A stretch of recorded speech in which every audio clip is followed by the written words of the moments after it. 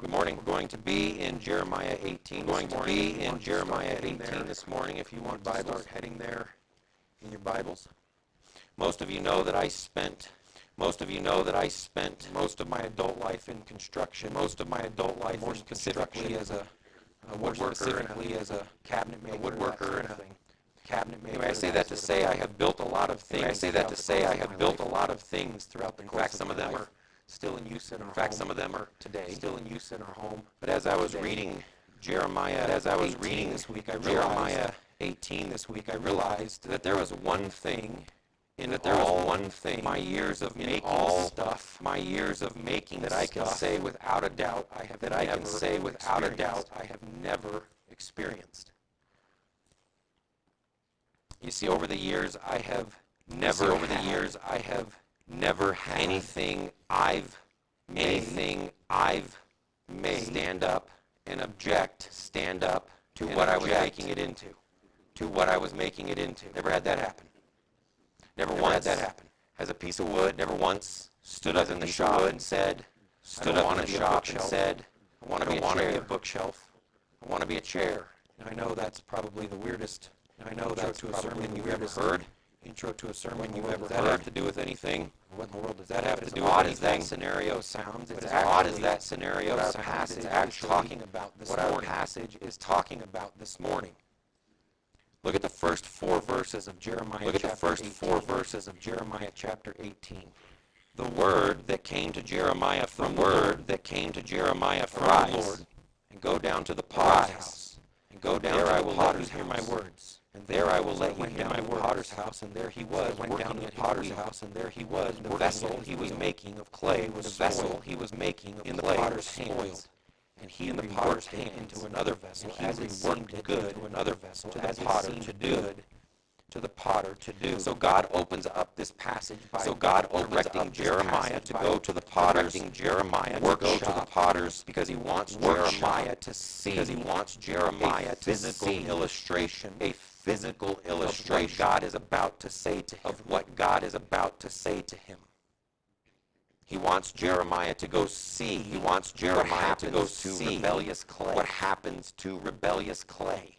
Because what God is going to tell Jeremiah, in the rest of our passage, is what he does with his rebellious clay that refuses to be molded, and worked into what he wants it to be. Which begs the question, what on earth are we supposed to do with this passage? Well, I think this passage wants us the same question to ask.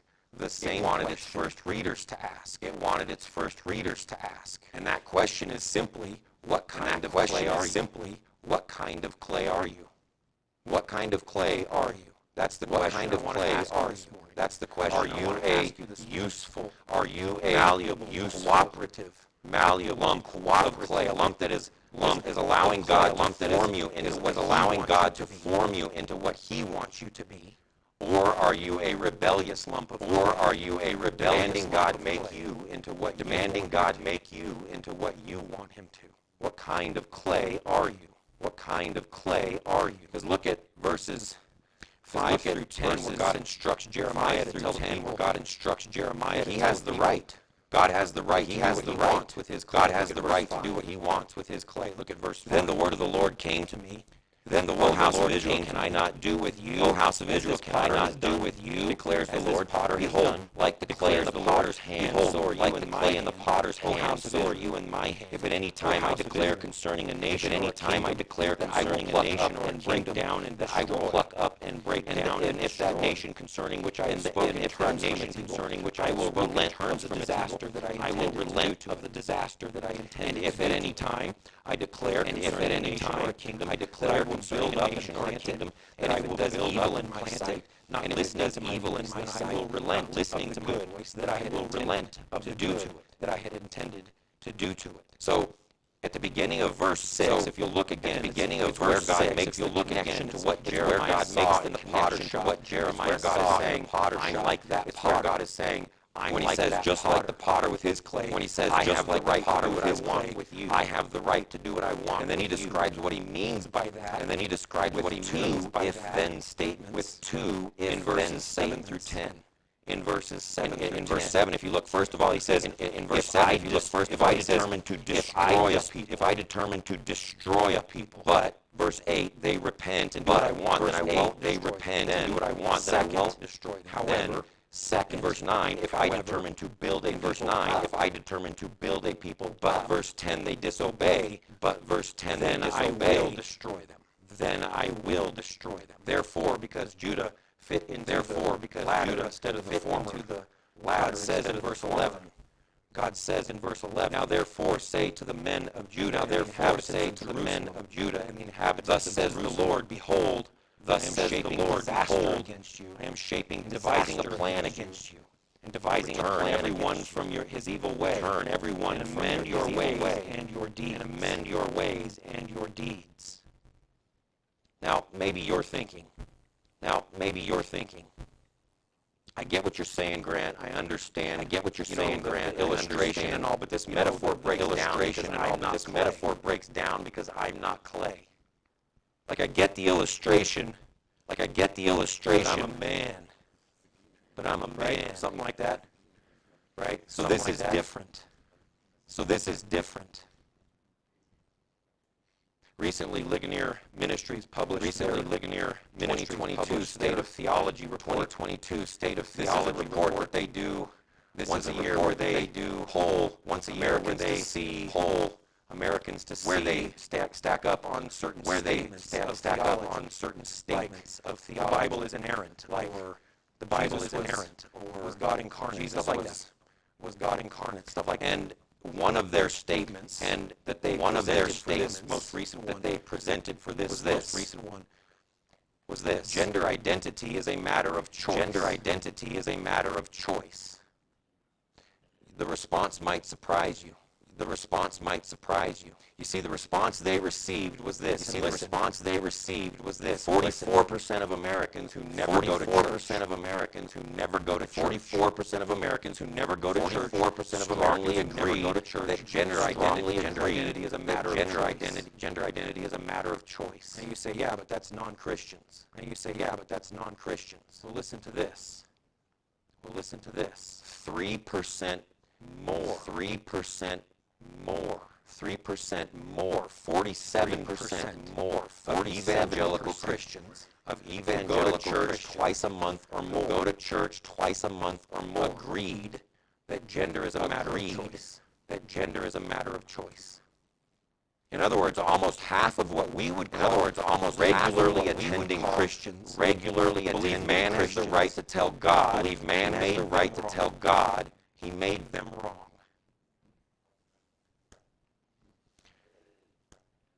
The problem with objecting to the illustration, the problem with us being linked to the clay is not whether or not we're clay. All the way back at the beginning of creation. Don't forget. The Bible says, God made man. God out of dirt, and breathed breath into his nostrils. The difference here is not whether or not we're like the clay. We're more like the clay than we could even imagine. From dust you came, and to dust you will return. No, the difference in this illustration here is actually between the potters. The potter that Jeremiah saw was only talented enough to make cups and bowls and dishes. But God, the potter, is talented enough to bring his creations to life. To give life to his vessels. So the difference is not whether or not we're clay. What kind of clay are you? What kind of clay are you? Well, unfortunately, the passage tells us what kind of clay the people of Judah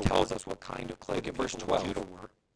Look at verse 12. But they, that's the people, they say this is in vain.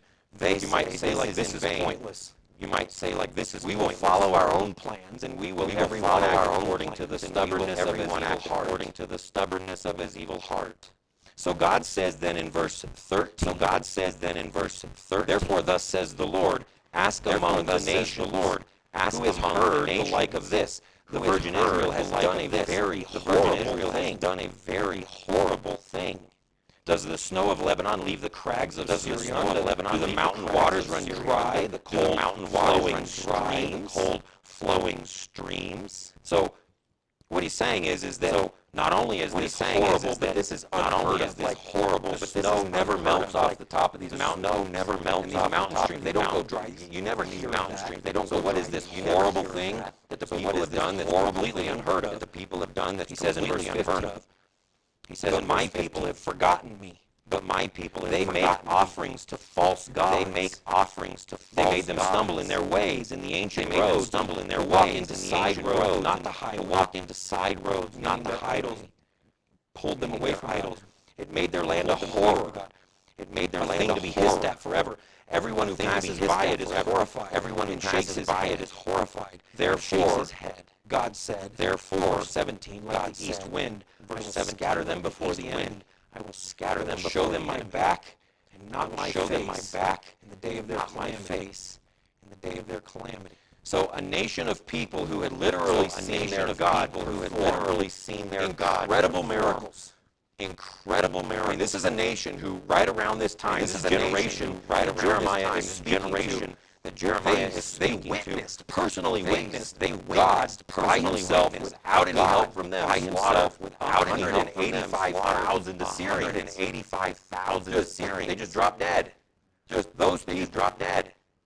Those people are now telling God he isn't welcome in their life. Now telling God he isn't welcome in their life. They're going to do what they want.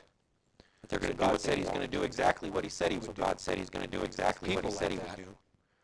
Cast them out of the land. Cast them out of the land. Potter cast out, like the potter cast out the spoiled clay. It's easy for us to look at this, to look at these people like Judah, to look at these people like Judah. What were they thinking? Wonder, what were they thinking? I mean, how could they look at what God had done in their lives, look at what God and then turn their lives, and look at a block of wood, and look at a block of stone, or something like that, or a piece of stone, or something like that, for security and comfort, and provision, security and comfort. Thank God, we're not like that, right? You thank God, we're not like that, right? Ha ha, funny, Grant. Ha ha, I'm not going to fall for that one. I'm not going to fall for that one. Really? Are you saying you're living in open rebellion? Are you saying you're living in open rebellion with God? We're so quick to say, oh, we're just like them. When we flip that on its head and say, oh, you're a rampant idolater. Say, oh, you're a rampant idolater. Well, no. See, the truth of the matter is we say that because it's funny, and we know we're in church, so the right answer is funny, and we know we're in church, so the right answer that I'm not. I'm kind of like that. I'm not. I'm kind of like them. Let's figure it out for real. Let's figure it out for real. Let's see if we really are like them or not. Let's see if we really are like them or not. What is your view of money? What is your view of money? Have you ever been anxious because you didn't have enough? Have you ever been anxious because you didn't have enough? Have you ever been angry because someone took some of yours? Have you ever been angry because someone took some of yours? I have. Have you ever worked on a Sunday instead of going to church? Have you ever worked on a Sunday instead of worshiping God? And worshiping God? I have. Brothers and sisters, hear me when I say, if like me, you answer yes to any of those questions, that's idolatry. That's idolatry. That is idolatry. That is idolatry. Anxious that you don't have enough money is because you're looking to money for security, not God. You're looking to money for security. Angry that someone took your money, angry that assuming that money is yours, and not God's. Money is yours and not God's. Working on a Sunday instead of worshiping, isn't okay because everyone's got to play catch up every now and then. Everyone's got to play catch up every now and then. No, it's saying that God is the most important person in my life. Unless money becomes an issue, then I need to take care of that. And then I need to take care of that. So when we say, I'm not like them, I don't worship stone or animals I don't or wood. worship stone or animals or wood. Answer this question. Answer this question. What is money made out of? What is money made out of? Cotton, paper. Cotton, paper. What is cotton and paper made out of? What is cotton and paper made out of? Oh. Plants and wood. Plants and wood. Brothers and sisters, the truth is we've just made our idols a little flatter than they did. Made our idols a little flatter than they did. But it's still wood. But it's still wood. And it's not just about money. And it's not just about money. God has clearly told us what he wants to shape his clay into. told us what he wants to He's shape made it his very clay plain into. to us in his word. He's made it very plain to And us. his primary goal for your life and mine is to mold us into a better image of Christ. Into a better image of Christ. Yet the clay still stands up and says, no, I don't want to be a Christian student. I want to be popular. Christian student. I want to be popular. Or no, I don't want to be formed into a Christian man. I don't want I want to be respected and successful and wealthy. I want to be respected and successful and wealthy. The clay says, no, I don't want my beauty to be Clay says, no, quiet, I don't want my heart. I beauty want to my be beauty quiet, to be my submissive perfect heart. I want body my or my beauty perfect to be my family, perfect or that I body can or have my a job and a perfect family and be a or that mother I and all can that have at a the job same and a time. family and That's be a what I mother and all want, that at God. the same time. Form me into That's that. what I want, God. Form me into that. So I ask again, what kind of clay So I are ask you? again, what kind of clay are you? Are you a useful, Are soft, you a useful, malleable lump of clay that is allowing your malleable Maker lump to of clay form you and mold allowing you your into Maker what to He form wants you you and to mold be? you Or into are you what a He wants rebellious you to lump be? of clay Or are you a that is rebellious demanding lump to of be clay made that is demanding to be made into what they want? Now, I hope by this point Now, I hope by this point that I've at least caused some of you to wonder what kind I've of at clay least you caused are, some or of at you least to wonder ask, what kind of how clay can I you know are, or at least ask, what how kind can of I clay know I am? what kind of clay I am? Well, look how this lump of clay in our Look passage how this felt lump of clay in our about passage Jeremiah felt pointing out their rebellion about Jeremiah pointing out in their verse rebellion. 18. In verse 18. Then they said, come, Then they said, let us make plots Come. against Jeremiah, for the Let's law make shall not plots perish against from the Jeremiah, priest, for the law shall nor not counsel perish from from the the wise, priest, nor the word from the nor prophet. counsel from the wise, Come, nor let the us word from strike the him prophet. with the Come, tongue. let us strike Let us him not pay attention with the to any tongue. of his words. Let us not pay attention to any of his words. What the people of Judah are saying in verse 18 is What there the will people of always Judah be are saying priests in who know verse the 18 law. is There will always be priests who know the law. There will always be wise people, just like there will always be another prophet who can give us. Just like there will always be another prophet who can give us This the for us, word of we the might Lord. say something like, If this for us, we might say something like, prophets are a dime a dozen. In other words, when Jeremiah told the people of Judah, that they were being allowing God to form them into what He wanted them to be, their response was, go pound sand. Their response was, go pound sand, Jeremiah. So if you're wondering what kind of clay you are, a helpful question to answer might be this: how do you react? How do you react Points out your weakness. when someone else points out your weakness? When someone else points out areas where you are rebelling, how do you react when someone points out, how do you react when someone points out that you're being one way or another that you're being a rebellious lump of clay? And don't answer that question with how you think you would react if somebody did that this afternoon. It's not the answer. No, the answer to that question is how you have reacted. The answer to that question is how you have reacted in the recent past. How you have reacted the last few times. How you have reacted, your friend, the last few times. Someone else, spouse, or your friend, or someone else pointed something out to you. Were you receptive and contrite? Were you receptive, repentant, contrite? Were you angry or defensive? Were you angry and defensive? Or another way to look at it would be: is there someone that pointed something out to you in the past who you now avoid? Like the people avoided Jeremiah, so they didn't have to deal with what Jeremiah, so they didn't have to deal with what he said. What kind of clay are you? What kind of clay are you?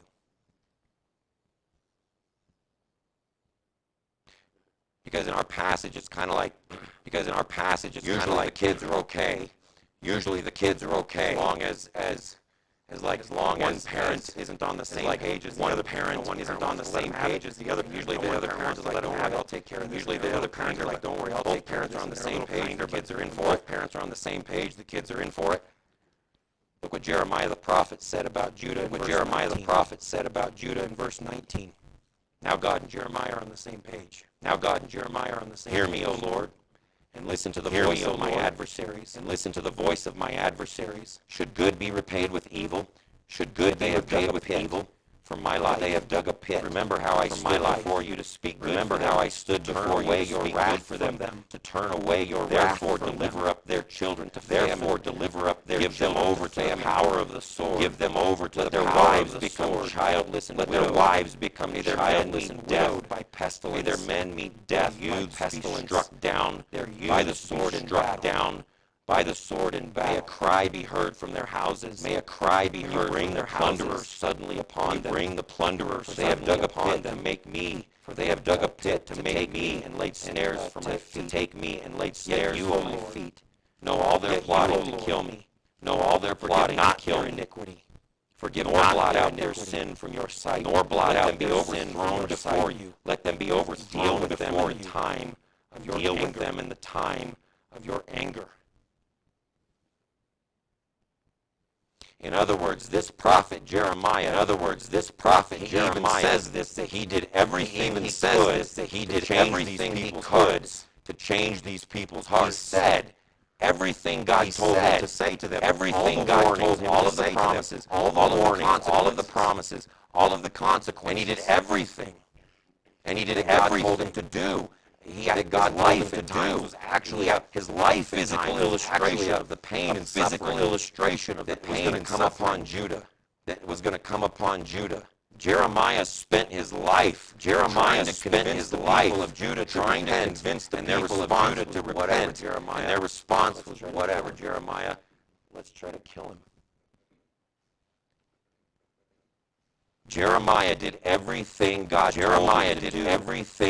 told him powerless. Yet he was not only to change their mind, but not only Jeremiah was powerless, but even Jeremiah was powerless to even keep them from killing him. Christian history tells us that they did. Early Christian history tells us that they did. They stoned him. So Jeremiah said to God, "Go ahead, God." So Jeremiah said to God, "Go ahead, God, destroy him."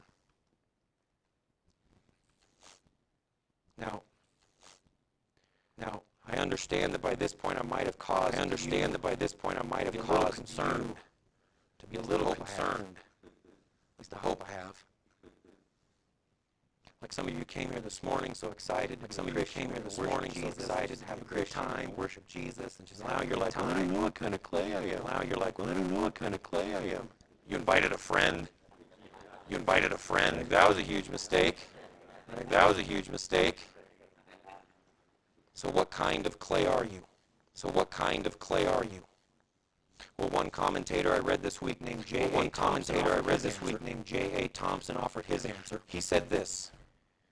The quality of the clay determined what the potter could make something else from the same clay, but not the particular vessel. The clay could thus frustrate the potter's original intention.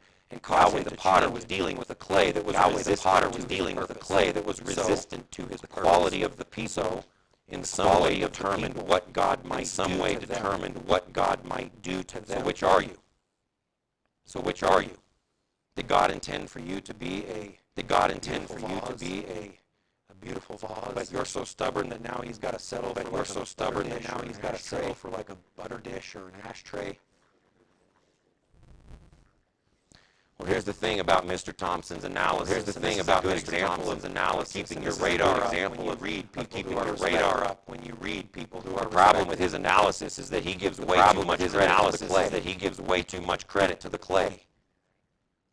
Like maybe he forgot that God made the clay. Because theologically speaking, he's actually saying that God can't make what he wants. He's actually saying that God can't make what he wants because he messed up the clay. But I'm here to tell you this morning, brothers and sisters, we know this isn't the case. You see, this clay, the people Jeremiah is talking about, they were unusable. Soiled. They were flawed. That is the difficult truth of today. Mankind is unusable, rebellious clay that stands up in the workshop, clay that demands his creator, make him into what he creator made him, make him into what nothing has changed in the garden. Nothing has changed since the garden. Mankind is still bowing up to their Creator, saying, "This is what I'm their Creator. This is what you're going to make me into. Or I'll find someone else to worship who will. Or I'll find someone else to worship who will." But the Bible tells us that Jeremiah's failure actually had a purpose. People actually had a purpose. That it wasn't just plan A and God had to go to plan B. Plan A and God had to go to plan B. The Bible tells us, that the prophet Jeremiah's inability to change these people intended to grow in us a desire, a deep yearning for a better prophet, a prophet who could change God's people, a prophet who could fix the clay, a prophet who could fix the clay. That's exactly what God did. You see, that's exactly what God sent a different prophet. God sent a better prophet. His name was Jesus Christ. And his name was Jesus Christ. Where Jeremiah could only proclaim judgment on those who will not obey. Jesus Christ is the one who will judge those who don't obey. Where Jeremiah gave up his life Jesus voluntarily gave up his. Even though he could have called down legions of angels. Even though he could have called down the slaughter whoever even thought about touching.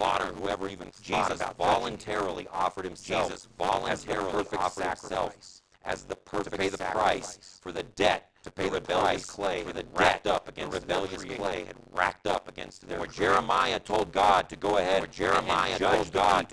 Because of how they had treated them. He literally said in verse 22, blot out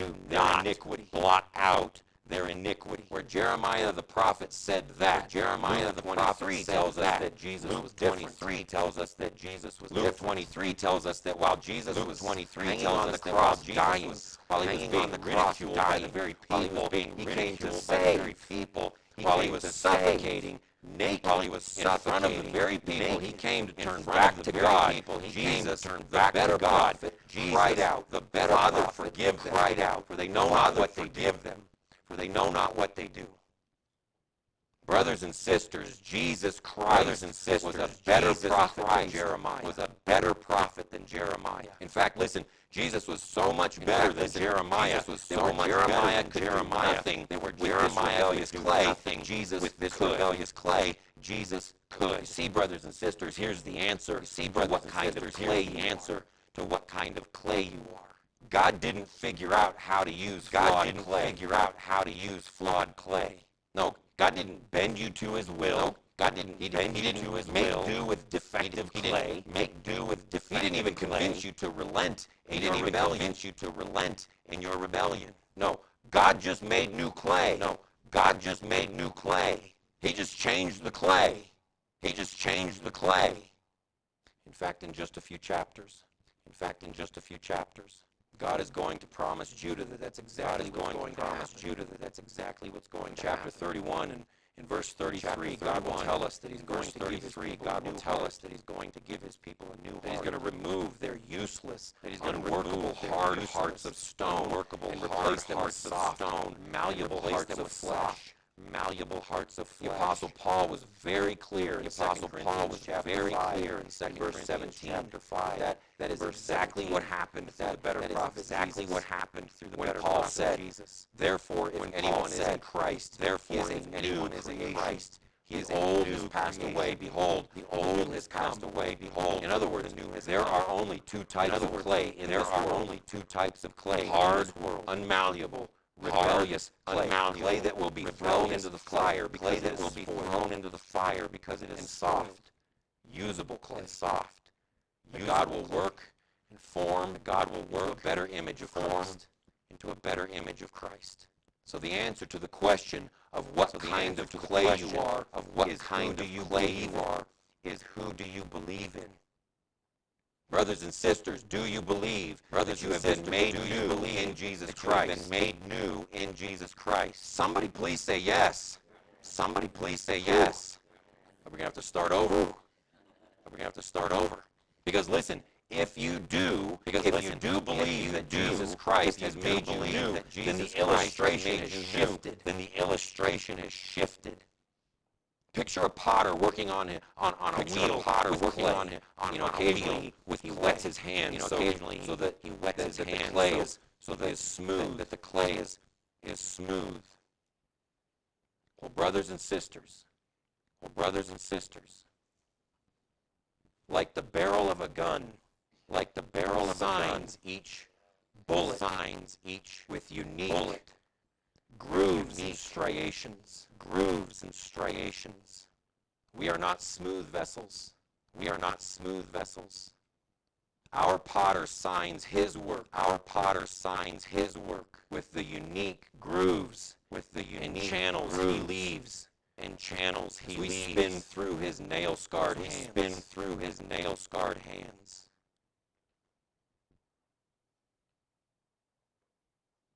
What about all those questions you asked earlier? I still feel like I'm a rebellious lump of clay sometimes.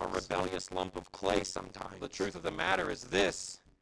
Rest assured that God doesn't work at all with hard, unworkable clay. Or like chaff from the wheat, that clay, those who refuse to believe in Jesus and to be formed into Him, they're discarded. They'll be thrown into the fire. Time is not wasted on them. But the clay that God has changed, the clay that God has made soft and workable, that God has made just like a human potter, Sometimes God has to knead. Sometimes God has to press. Sometimes He needs to punch. And beat that clay. And make it warm and malleable and to remove the folds. To make it soft, but that's part of the process. In other words, if you believe in Jesus Christ, you need to worry about what kind of clay you are. You need only entrust your life. Each day into the strong hands of the potter who will make you into a perfect depiction of Jesus Christ. So let me close with a different question that would be good for us to answer this morning. If you do believe in Jesus, if you believe that you are a new creation in Jesus Christ, then the question is, are you okay being formed into the vessel that He wants you to be? Because in 2 Corinthians chapter 4, Paul described us as vessels that were being made, and he called us jars of clay.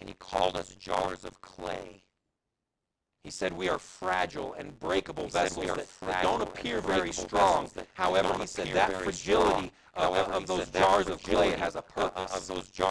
has a purpose. He said it's intended to display an absolutely stunning treasure. It's a treasure that Jesus said is worth selling everything you own to acquire. Paul said that God is forming us into these seemingly fragile jars of clay in order to display the surpassing power of Jesus Christ. So are you okay with God making you into a fragile vessel of clay so He can display the eternal power and strength and might of Jesus Christ through you? Are you okay with God forming you into a vessel that is afflicted but not crushed, that is afflicted but not crushed, but not driven to despair, that is perplexed but not driven to despair, but not forsaken, that is persecuted but not forsaken, that is struck down but not destroyed, in order for God to display the surpassing power of Jesus Christ? Are you okay being that vessel? A weak, broken vessel. In order to display the power of Jesus Christ, that made you into a new creation, that made you into a new creation, to make you into a better image of Him, the power of Him, the power that is working in you to prepare you for an eternal glory, to prepare you for an eternal glory that cannot compare to this light and momentary affliction. Are you okay with God forming you into that kind of vessel? Cedar Springs Church.